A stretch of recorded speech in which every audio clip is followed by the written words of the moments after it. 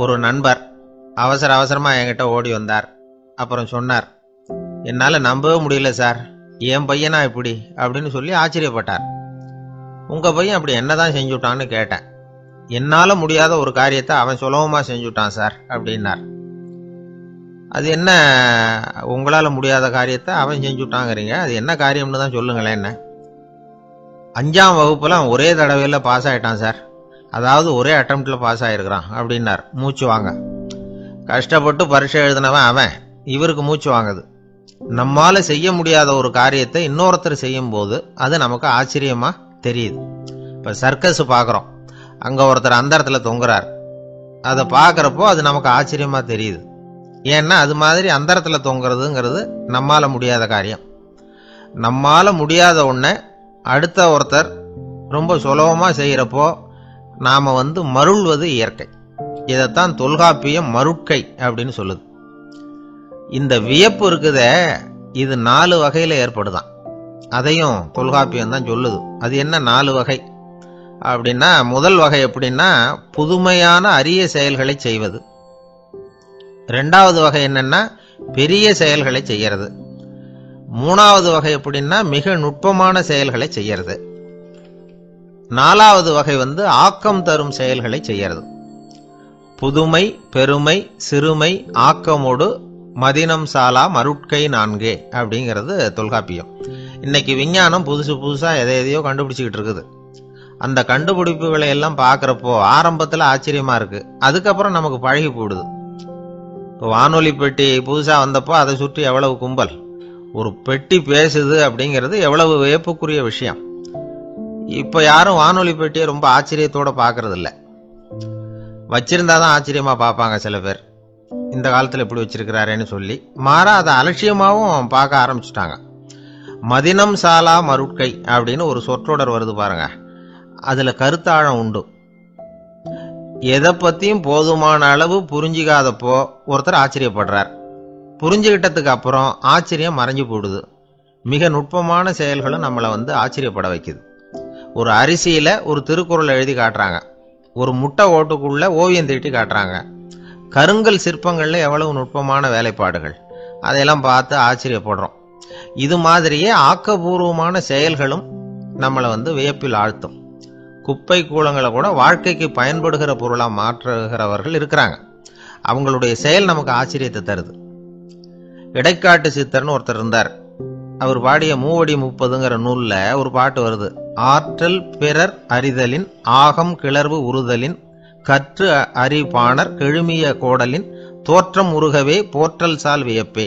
ஒருத்தருடைய ஆற்றல் தெரியாமல் இருந்தது, அவருடைய அரிய செயல்களை பார்க்கும் பொழுது வியப்பா இருந்தது, மனசுக்குள்ள கிளர்ச்சி. பாவலர்கள் இவர்கள் புகழப்பாடி மற்றவர்களும் தெரிந்து கொள்ளுமாறு செய்கிறார்கள். ஆக எல்லா வகையிலுமே மக்கள் தங்களுடைய வாழ்க்கையில முன்னேறுவதற்கு வழிகாட்டுகிற ஒரு மெய்ப்பாடு தான் வியப்புங்கிறது. இன்னைக்கு இளைஞர்கள் இதை நல்லா புரிஞ்சுக்கணும். ஆச்சரியப்படுங்கள், ஆச்சரியப்பட வைப்பீர்கள்.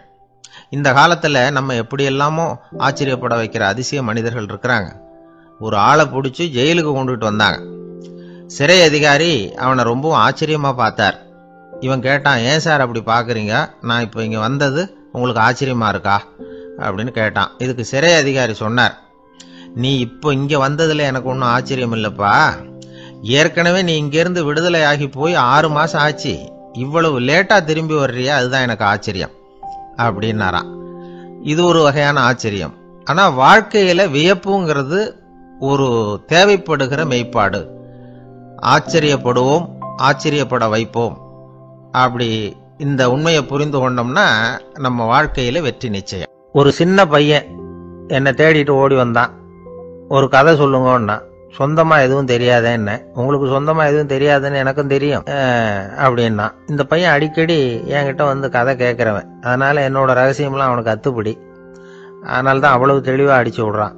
சரி, இப்ப என்ன செய்யலாம்னு, பழைய கதை ஏதாவது ஒன்று சொல்லுங்களேன்னா. உனக்கு கிருஷ்ணதேவராயரை தெரியுமான்னு. அவர்கிட்ட நேரில் பழக்கம் இல்லை, ஆனால் அவரை பற்றி புஸ்தகத்தில் படிச்சிருக்கேன்னா.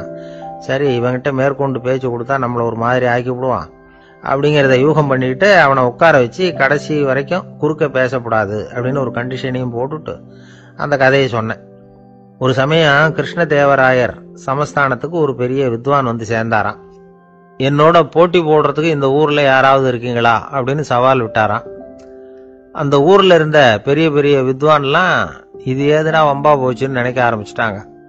யாரும் அந்த ஆளோட போட்டி போடுறதுக்கு தயாரா இல்லை. எல்லாரும் நடுங்கிக்கிட்டு இருக்கிறாங்க. அந்த நேரத்துல ஒருத்த மட்டும் தைரியமா முன்னுக்கு வந்தான். அது யாருன்னா தெனாலிராமன். அந்த சமஸ்தானத்துல விகட கவி அவன். என்ன அனுப்புங்க போட்டிக்கு, நான் ஜெயிச்சு காட்டுறேன்னா. உனக்கு அவ்வளவு தைரியம் இருக்குதா அப்படின்னு கேட்டாங்க. தைரியம் மட்டும்தான் என்கிட்ட இருக்குது, ஆனா தைரியம் இருந்தா அதிர்ஷ்டம் தேடிட்டு வருங்கிறது எனக்கு தெரியும் அப்படின்னா. அடுத்த நாள் போட்டி ஆரம்பமாச்சு. அந்த பெரிய வித்வான் வந்து நின்னார். தெனாலிராமன் எதிரில் வந்து நின்னான். அந்த வித்வான் ஒரு விரல காட்டினார். தெனாலிராமன் பதிலுக்கு 2 விரல காட்டினான். வித்வான் 3 விரல காட்டினார். இவன் உடனே 4 விரல காட்டினான். உடனே 5 விரல காட்டினார் அவரு. தெனாலிராமன் உடனே தன்னுடைய கை முஷ்டியை காட்டினான், கையை மூடி காட்டினான். அவ்வளவுதான். அந்த பெரிய வித்வான் கிருஷ்ணதேவராயர் காலில் விழுந்தார். நான் தோத்துட்டேன், என் தோல்வியை ஒத்துக்கிறேன் அப்படின்னு சொல்லிவிட்டார். கிருஷ்ணதேவராயர் அவரை தனியா அழைச்சிட்டு போய் என்ன நடந்ததுன்னு விசாரிச்சார். அந்த வித்வான் விளக்கம் கொடுத்தார்.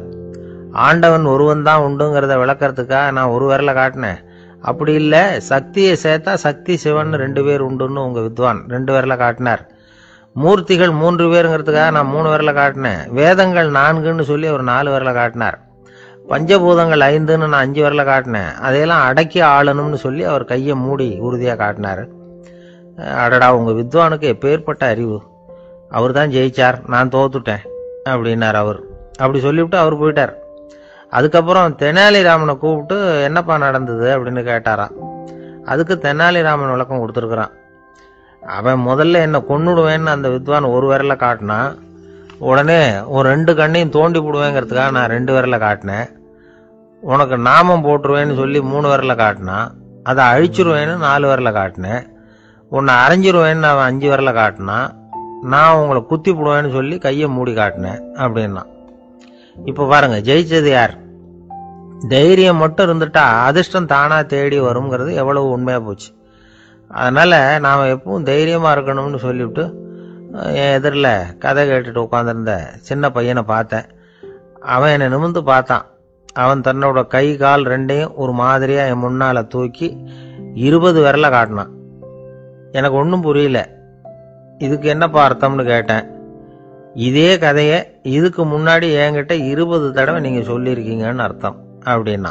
2 பேர் சுவாரஸ்யமா பேசிட்டு இருக்கிறப்போ குறுக்க புகுந்து தொந்தரவு பண்றதுக்குன்னே சில பேர் இருப்பாங்க. அது ரொம்ப இடைஞ்சலா இருக்கும். இதே மாதிரி மின்காந்தம் கூட குறுக்க புகுந்து தொந்தரவு பண்ணும். கடைசியில் அது ஒரு பெரிய இடைஞ்சல கொண்டாந்து விட்டுரும். சில வீடுகளில் கேபிள் கனெக்ஷன் இல்லாம சில தனியார் டிவி காட்சிகள் தெரியும். அதுக்கு என்ன காரணம்னா இந்த மின்காந்த குறுக்கீடு தான் காரணம். இதைத்தான் சுருக்கமா EMI அப்படின்னு சொல்றாங்க. அதாவது எலக்ட்ரோ மேக்னெட்டிக் இன்டர்ஃபியரன்ஸ். இது ஏற்படக்கூடிய இடங்கள் எது எதுன்னு எடுத்துக்கிட்டா அது ஒரு பெரிய பட்டியலாவே போயிடும். இந்த EMI தொந்தரவு வந்து கேபிள் டிவியில மட்டும்தான் இல்லை, ராக்கெட் ஏவுதளத்தில் உள்ள ரேடார்கள், அங்க உள்ள சில சக்தி வாய்ந்த தொலைத்தொடர்பு சாதனங்கள், விமான தளங்களில் உள்ள ரேடார்கள், கப்பல் தளங்களில் பொருத்தப்பட்டிருக்கக்கூடிய சக்தி வாய்ந்த ஆண்டனாக்கள், இப்படி நிறைய சொல்லலாம். காவல் நிலையங்களில் பயன்படுத்தப்படுகிற வயர்லெஸ் தொடர்பு சாதனங்கள் கூட ஓரளவுக்கு இந்த மின்காந்த அலைகளை வந்து வெளியிடும். நம்ம வீட்டில் உட்காந்துக்கிட்டு ரேடியோ கேட்டுக்கிட்டு இருப்போம் அல்லது டிவி பார்த்துக்கிட்டு இருப்போம். அந்த சமயத்தில் பக்கத்து தெருவில் ஒரு மோட்டார் சைக்கிள் அல்லது காரு, குறிப்பாக பெட்ரோல் இன்ஜின், அது போகிறப்போ அதில் உள்ள மின்கலத்தில் வந்து, அதாவது மேக்னெட்டோ பேட்டரியிலிருந்து வெளிப்படுகிற மின்காந்த அலை இங்கே வந்து டிவியிலையும் ரேடியோவிலையும் கரகரப்பை உண்டு பண்ணும். சரி, இது வந்து பெருசாக என்ன இடைஞ்சலை உண்டு பண்ணிட போகுது அப்படின்னு நாம் அலட்சியமாக நினைக்கலாம். வயசானவங்களுக்கு மறதி நோயின்னு ஒன்று வரும்ல, அல்ஷமீர், அதாவது மூளையில் உள்ள செல்கள் வந்து செயலிழந்து போயிடுறது. அது செய்ய வேண்டிய வேலையை மறந்துடும். மனைவியே எதிரில் வந்து நின்னா கூட உன்னை எங்கேயோ பார்த்தது மாதிரி தெரியுதே அப்படின்னு சொல்லிட்டு இருப்பாங்க. அப்படி ஒரு மறதி. இந்த விசித்திரமான நோய்க்கு இதுவரைக்கும் மருந்தே இல்லைன்னு வேற சொல்றாங்க. இந்த மைக்ரோ ஓவன் அப்படின்னு சொல்லக்கூடிய சமையல் அடுப்புகள் கூட மின்காந்த அலைகளை வந்து வெளியிடுது. சமயத்தில் சில தொழிற்சாலைகளில் கூட பெரிய விபத்துக்களை இந்த இஎம்ஐ உண்டு பண்ணிவிடும். இதை பற்றி தீவிரமாக சிந்திக்க ஆரம்பித்ததே ஒரு விபத்துக்கு பிறகுதான். அமெரிக்காவுக்கும் வியட்நாமுக்கும் இடையில போர் நடந்ததே, அந்த சமயம் அமெரிக்காவுக்கு சொந்தமான விமானம் தாங்கி கப்பல் ஒன்று வியட்நாமை தாக்கிறதுக்கு தயாராக ஏவுகணைகளோட கடலில் நிறுத்தி வைக்கப்பட்டிருந்தது. தற்செயலாக அந்த பகுதியில் கப்பல் தொலைத்தொடர்பு பகுதிக்கு அருகில் ஊடுருவிய இந்த சக்தி வாய்ந்த ரேடியோ அலைகள் ஏவுகணையில் இருந்த மின்னணு சர்க்கியூட்டை பூர்த்தி செஞ்சு வச்சுட்டுது. அவ்வளவுதான், ஏவுகணை அங்கேயே வெடித்து சிதறி போச்சு. 130 பேர் அந்த இடத்துலயே உடல் கருகி செத்து போட்டாங்க. ஏகப்பட்ட பொருள்கள் நாசம். இந்த விபத்துக்கான காரணம் என்னங்கிறத உடனடியாக யாராலையும் கண்டுபிடிக்க முடியல. ரொம்பவும் கடுமையாக முயற்சி பண்ணி கடைசியாக கண்டுபிடிச்சாங்க, இது வந்து இந்த இஎம்ஐ வேலை தான் அப்படின்னு. மின்னணு தொலைபேசிகள் இருக்கு, இதில் பேசும்பொழுது நம்ம காதை வந்து, அதாவது செவியை வந்து ஊடுருவக்கூடிய மின்காந்த அலையானது மூளைக்கு போய் அங்கே மூளை கட்டிகளை உருவாக்க ஊக்கம் கொடுக்குது அப்படின்னு வேற கண்டுபிடிச்சிருக்கிறாங்க. இந்த இஎம்ஐ ரொம்ப குறைஞ்ச மின்காந்த அழுத்தத்தில் நமக்கு எந்த பாதிப்பையும் ஏற்படுத்துறதில்லை. மின்காந்த அலைகள் அழுத்தத்தோடு இருக்கிற இடங்களில் ரொம்ப நேரம் இருந்தோம்னா நம்ம உடம்பின் வெப்பநிலை 2 டிகிரி செல்சியஸ் வரைக்கும் அதிகரிக்குதாம். அதனால் வெப்பநிலையை வந்து சீராக்கிறதுக்கு இதய துடிப்பும் வந்து அதிகரிக்குது. இப்படிலாம் கண்டுபிடிச்சிருக்கிறாங்க. இப்பெல்லாம் இந்த மின்காந்த குறுக்கீடுகளை தடுக்கிறது எப்படி அப்படின்னு விஞ்ஞானிகள் யோசனை செய்ய ஆரம்பிச்சிருக்கிறாங்க. இந்த விஷயத்தில் அலட்சியமாக இருந்தோம்னா எதிர்காலத்தில் நிறைய பேருக்கு இந்த ஞாபக மறதி நோய் வந்துடும். அப்புறம் அது ரொம்ப கஷ்டமாக போயிடும். ஒரு குடும்ப தலைவர் தன் மனைவியை பார்த்து, யார் நீ, உன்னை எங்கேயோ பார்த்தது மாதிரி இருக்குதே அப்படின்னு சொல்லிக்கிட்டு இருந்தார். உடனடியாக அவரை போய் பார்த்தேன். வாங்க டாக்டர்கிட்ட போகலாம் அப்படின்னு. அவர் என்னை தனியாக அழைச்சிட்டு போய் காதோட காதாக மெதுவாக சொல்கிறார், இதை பார்ப்பா, என் கையில் பணம் இல்லாத போகலாம், அப்படி மறதி நோய் வந்துட்டது மாதிரி நடிச்சுக்கிட்டு இருப்பேன், அவ்வளவுதான், அதை நீ கண்டுக்காத அப்படின்னார்.